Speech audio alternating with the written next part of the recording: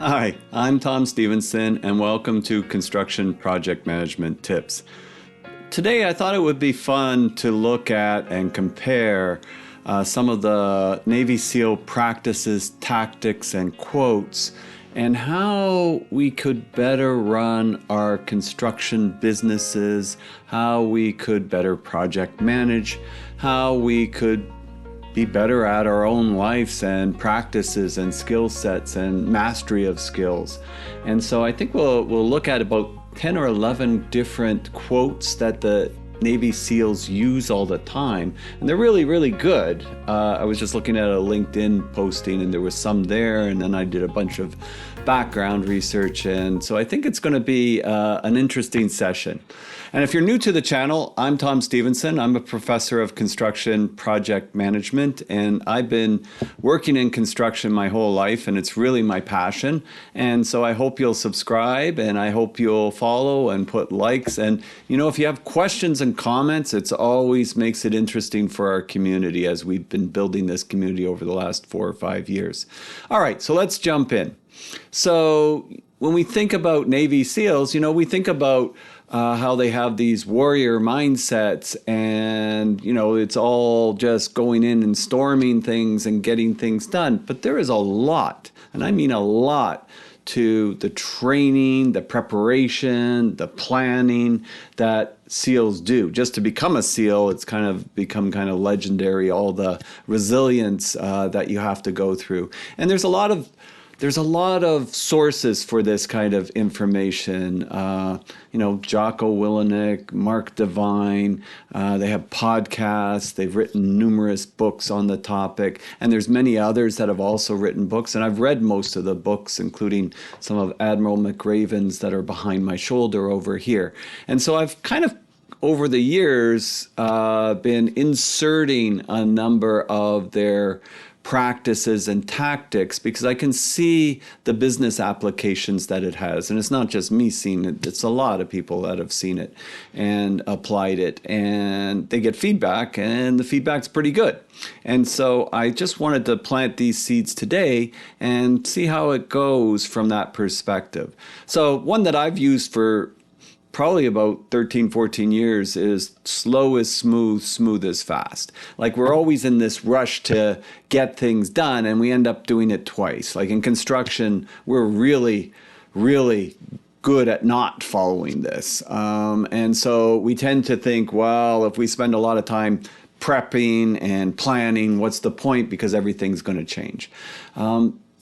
There are systems, though, in construction that have been evolving and becoming much more mainstream that help us a lot if you learn them, practice them, and implement them. I would say two that come to mind are part of the lean construction umbrella, and there'll be a number of comparisons to lean here, is LPS, which is Last Planner System, which is a system that kind of forces us to communicate with each other, to collaborate, and to plan things out, and to be able to adjust. Like the picture above me there, a relay race. Well, what good is it to be super fast if you drop the baton, right? Like, 'cause then you're going to end up losing unless you're in a field that's much worse than you are.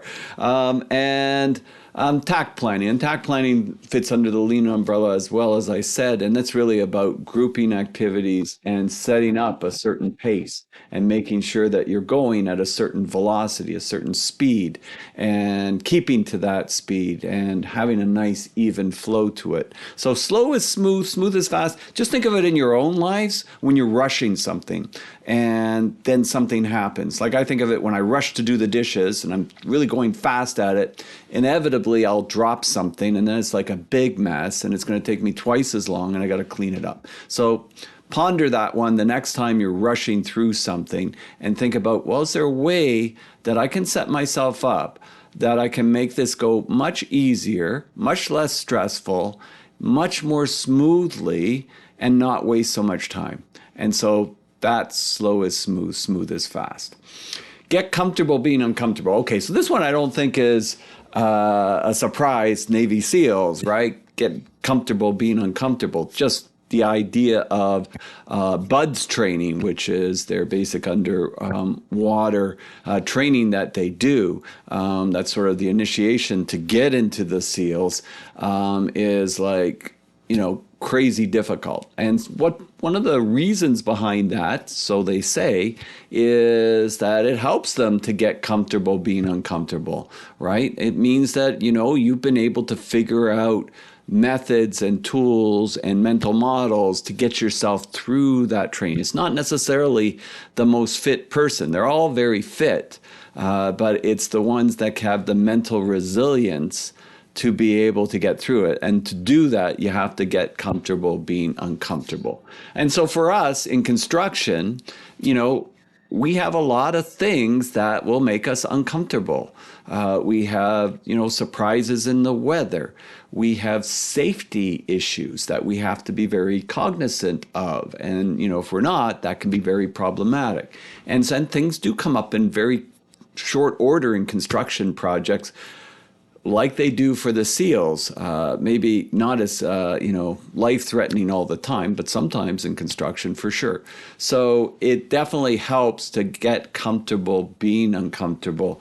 And then that builds in certain resilience that the tactics of being used to that will really help in that way. I know Ryan Holiday in some of his podcasts has talked about, the stoic version of, well, you're wealthy, but what if you weren't? And getting used to that, right? Even if it meant spending a few days not utilizing that wealth, sleeping on a bench, just getting used to that. And you get used to that, then you get confident that, well, if worse comes to worse, I can do this. I've got this.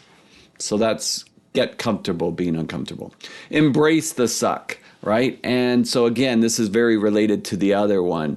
You're embracing it, that you're going to push through hard times. You're not going to willow and sort of give up. You're going to sort of say, okay, we're in this now. We're going to work our way through this. And I think in a lot of ways, this is really good. Like, in the college system right now in Canada, we've got a lot of tough things going on, and a college university system.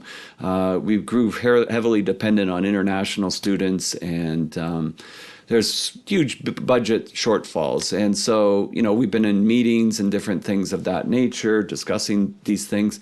In some ways, and this will tie to the final one, which I really like, in some ways, it's actually beneficial, because you can look at it, this is an opportunity to fix a lot of things that have kind of gotten out of whack over the last 10, 15 years. So rather than just, wallowing that there's all these problems, well, okay, if we're going to do certain things, can we better align these things so that then when things improve, we can really sort of, like the phoenix rising out of the ashes, do really, really well. And so that's embrace the suck that you can think about for those different purposes. We want to be construction specific. You can think about supply chain issues, right? Like the Toyota, Lexus, they had big issues with supply chains going back decades that they constantly, continuously improve. And they thought they had it all. And then they had the Fukushima nuclear plant with basically the tidal wave that came through and caused all these problems. And they recognized that they had diversification in their supply chain, but the supply chain manufacturing facilities were in the same area, and they all got problems. So they learned from that. And then going into COVID, what previously they had done a lot of research into, well, where would we really be dramatically affected in our supply chain that would be very difficult for us to get around? And they knew it was computer chips. And so they stockpiled a certain amount of computer chips so that not just in time, it was more the last responsible moment, making sure they had enough, though, that if something like that happened, they could deal with it. The good thing about computer chips is it's not like it takes up a ton of space. So that's one thing that they managed to do that way. But embracing the suck, really sort of, when you're in it, figuring it out and embracing it. No plan survives first contact. Well, if you've watched my videos, you know I'm a fan of Eisenhower, and you know he has this quote that basically plans are nothing, but planning is everything. So, of course, 5-star general, You can see how that relates to basically no plan survives first contact, right? The whole point of that is that basically whatever plan you come up with, it's going to change. And that's fine. That's fine, because that's what you want to do. You want to build in that resilience. You want to be adaptable so that when things do change, it's cool. It's like, okay, I'm good with this. I'm embracing the suck. It changed. We're going to figure this out. And you've got systems in place that makes it much easier to do, right? So Last Planner system fits really well with this because it assumes you can't plan out this master project perfectly from the beginning. It's not going to go that way. But you still have to have a master plan. You still have to have done that so that you have a baseline so that you can work against. Okay, so no plan survives first contact. The only easy day was yesterday, right? And so this is just like embrace the suck. We're in it. That's fine. Yesterday's gone, and looking back at it, it wasn't so bad. We're still here, and we can look at how we can do things better today. And so this actually fits pretty well, I think, with the continuous improvement mindset that SEALs have to have, but that we have to have in construction. And if we're continuously looking at, okay, that was yesterday. Now today we've got to push ourselves. We've got to stretch ourselves. We've got to commit ourselves to getting better, to learning more so that we can do better and do things more reliably, more efficiently. And so that means, like in our current environment, really sort of, okay, how can I use some of the tools that are evolving as we speak? I used AI tools to develop this particular presentation. I had to go in and change a lot of stuff and ask a lot of questions back and forth on it, but it helps. It helps. A year and a half, 2 years ago, I never would have had that opportunity. So I find that I can research things better. I can ask more delving questions. If there's something that I'm not happy with or something that I feel I didn't really understand, I can have that conversation and get better at it. But it takes time. It takes effort that way. It's just that my expectation for what the value of the content is and the reliability of it has gone up more than yesterday, more than last month, more than last year. So only easy day was yesterday. As Milton Friedman would say, there's no free lunch. Okay, it pays to be a winner. All right, so I was pondering this one, putting this together. And, if we work as a team and we're collaborating and we're getting things accomplished, you feel positive. You feel more like a winner from that perspective. If we're not really working well, we're kind of dysfunctional, we're having issues, that is not feeling as good, right? And when you get working really well in a team, I see this with student groups all the time because they work on projects. I see ones that they work really, really well. And years later, I find them and they're either started their own company together or they're working together in a company because they liked working with each other so much. I can get that sense when you really work well together and you enjoy yourself, right? That it does pay to be a winner. But it does take dedication, and it takes dedication on everybody's part. It takes mutual accountability from that perspective. It takes commitment, as Albert Bandura would say. It takes commitment to be able to accomplish these types of goals that we try to do in construction: time, cost, quality. This is what we're trying to add value to the clients, but also at the same time add value to ourselves and our businesses.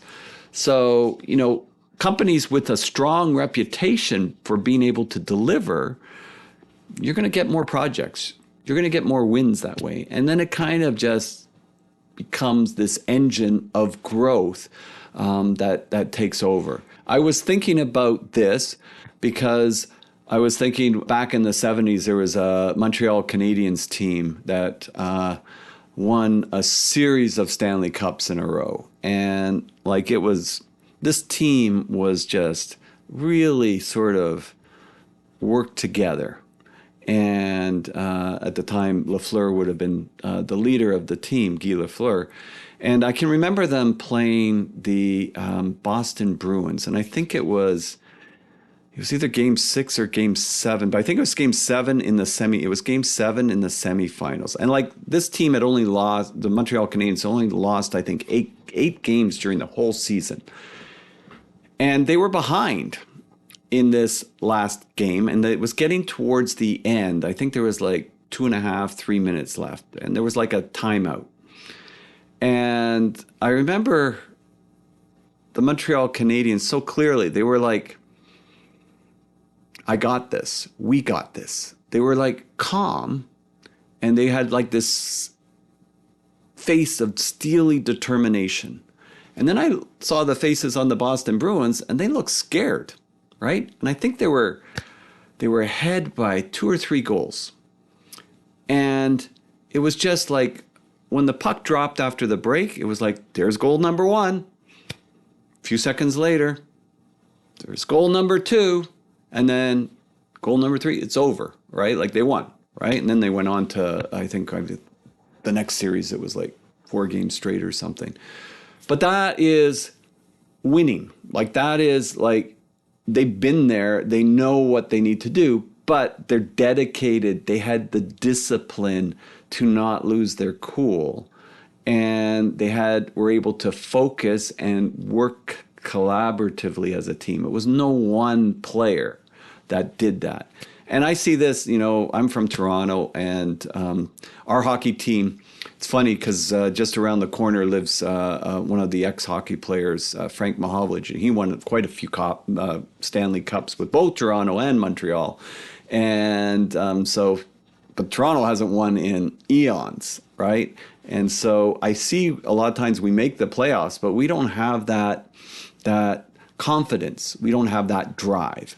And you got to work at it. You got to fail. That's fine. But you got to be able to pick yourself up. And so that's where that comes in, that discipline, building that discipline. I think that's really important. Shoot, move, communicate. All right, I wanted to make sure that I got this one correct. So shoot, move, communicate. It basically means, because I didn't want you to think it means, you're shooting without thinking and that sort of, it doesn't mean that for them either. So I wanted to dig into that a little bit more. Really, it means taking decisive action, all right? Take well-informed, timely actions to keep projects on track. So stuff comes up. So this is more tactical. Addressing supply chain issues by quickly sourcing alternative materials. Again, it kind of ties to the no woe is me kind of thing. It's being very much decisive on things that are happening to make sure that you're able to move the project forward, all right? And so move is that keeping it advancing and looking for ways and avenues, pathways to do that in a positive way, not in a way just to do things on the peripheral that looks like things are being done, but to actually be driving the key components for the project to keep it in flow.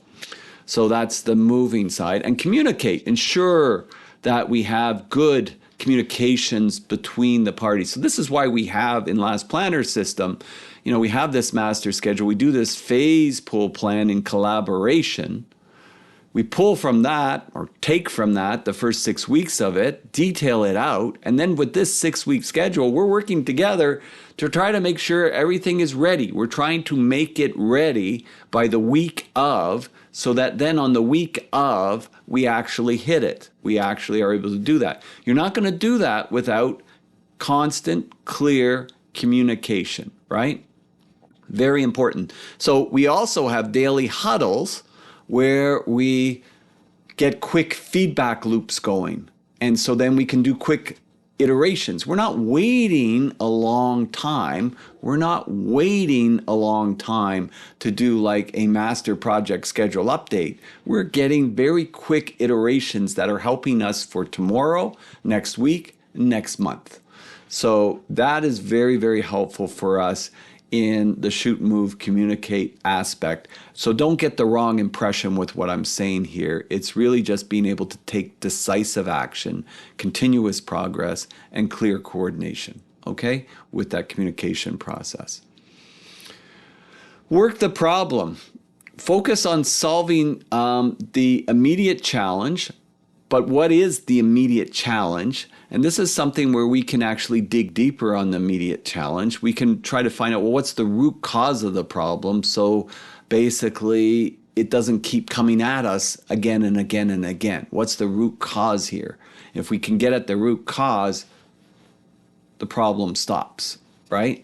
And so it's really developing that practical problem solving mindset, but then it connects with the other aspects of, slow is smooth, smooth is fast, embrace the suck. Okay, we've got this problem. How are we going to deal with it? And then really working the problem. Precision planning. So it does mean in the SEAL side of things, they do precision planning. They spend a lot of time setting up for a mission to make sure and look at all the different ways this mission can go wrong. I was just at a Turner construction site, Canada, and it was amazing the precision planning that they do. All right, so they're doing this building at our University of Toronto campus. I also teach there, and I brought a group of students there. Just the level of detail in planning the installation of the crane to make sure that it went smoothly and detailing that out. Precision planning, right? Things don't just run like a top without a lot of precision planning going into it. And still, you can expect to be doing iterations within that. But you are not being caught flat-footed very often, because you've done this precision planning. And so detailed project planning, it accounts for some of the challenges, every project in construction is unique, and the site might have some unique challenges that you have to deal with. The setup might have some unique challenges. You might have certain constraints that you didn't experience in other projects. You may have certain things that you have to factor a little bit more because there's so much data systems and so much confined space in this data center that you're building, whatever it may be, right? And I said the daily huddles for the quick review on a couple of slides ago. Well, it's also about doing post-project reviews so that you can really get to the core of what didn't go so well and how are we going to fix it the next time. After they have a mission, they have very detailed post-mission reviews so they can make sure that they learn from it. These are learning opportunities that you do not want to put to waste. 2 is 1, 1 is none. One of my favorites that I've been, since I started using it, it's been really helpful. I can be a little bit forgetful with things. You've heard the thing, the forgetful professor, right? I can be forgetful because you're thinking about so many other things, and most people are these days. It helps me to have some redundancy in things because these things, so this, I got this new laptop and it's got this USB-C and it doesn't have an HDMI direct. And a lot of the places where I'm presenting and doing things, they might not have a dongle cord to put into your laptop. So I'm missing the HDMI connection on my laptop. Well, but you know what? Okay, I plugged this one in, but maybe I forget it. All right. I've got a backup one. So if this one, for some reason I forgot this on my last presentation, I've got a backup one. Plus I've got a checklist that if it's an important presentation, that I'll check before I go.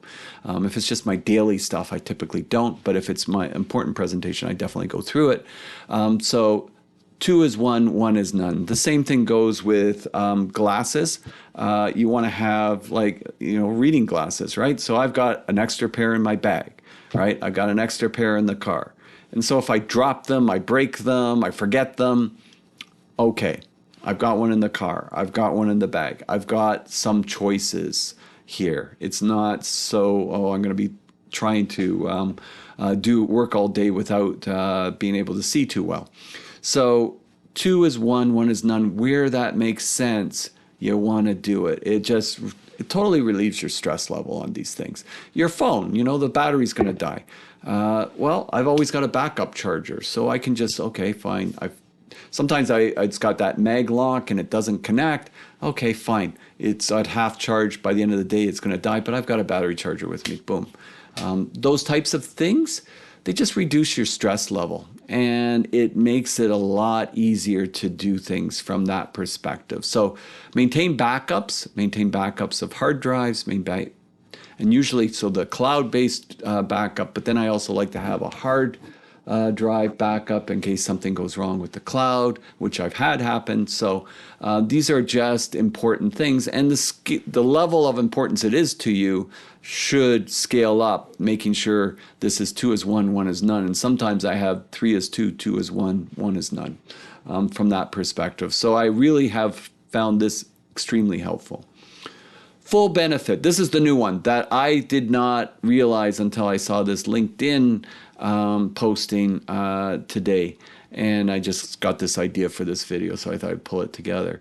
But this one I really like. So basically, it just means you're reframing.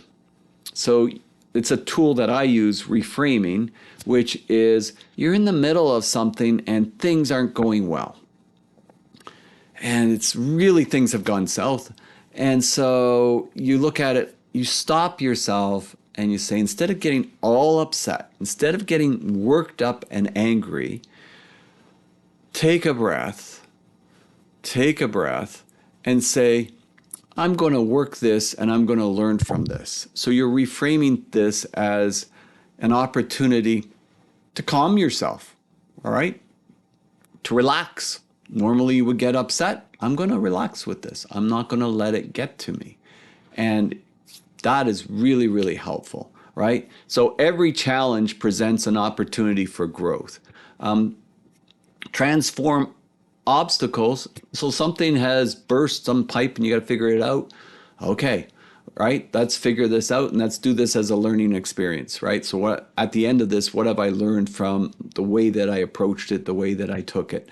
When a project faces delays, use it to an opportunity to refine scheduling strategies. Let's change something up. Let's try something different here.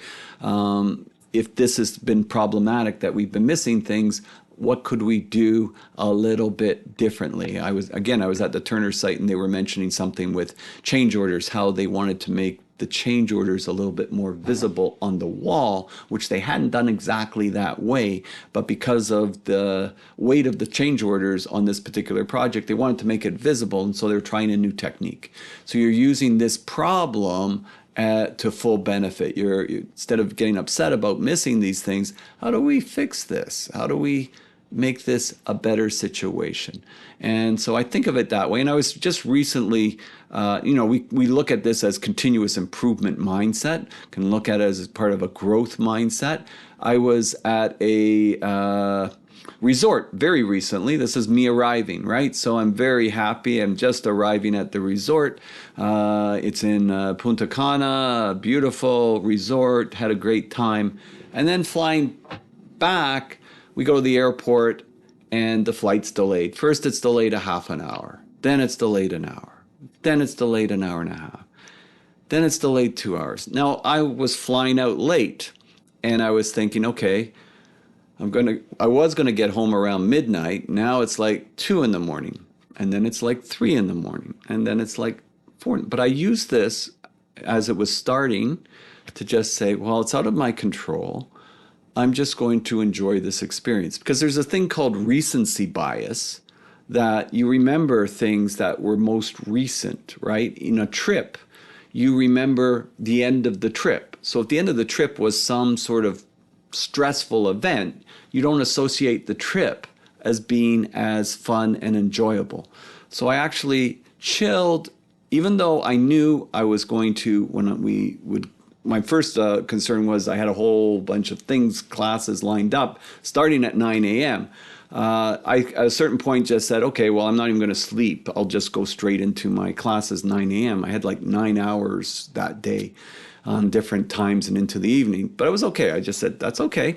I'm going to really enjoy these classes that I'm going to do, right? At least the plane is flying. That's great. So I did feel fine. And I actually enjoyed that day. Like if I was going to give me that day on a scale from a -2 to a +2, I would put it at a +2 because I felt good that I was able to do it.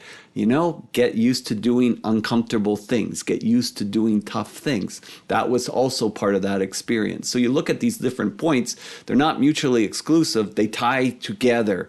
And you can think of 1,000 different ways that you can utilize these things on a construction project. So I think in conclusion, you want to think about like there's a lot of points that I went through, right? How can you use different points to help you? This is kind of, I took this from a previous presentation that I did on Jim Collins. He had this thing, bullets or cannonballs, you know, and if you just shoot one cannonball and it misses, you got nothing. But if you try different things, and then see what's working, then you can focus in on it. So I'm going to ask you, what principle, what tip, what quote are you going to try? And I want you to put it in the comments and see how it goes and let me know how it goes. So you got to try these things and then you got to evolve with them. And then you're going to start to see how some of them can integrate into how you effectively manage your projects and your own lives. So I'm Tom Stevenson. I hope this has tweaked a little bit of something, and we'll see you next time. Have a wonderful day, and don't forget to click subscribe. I really appreciate it. Bye for now.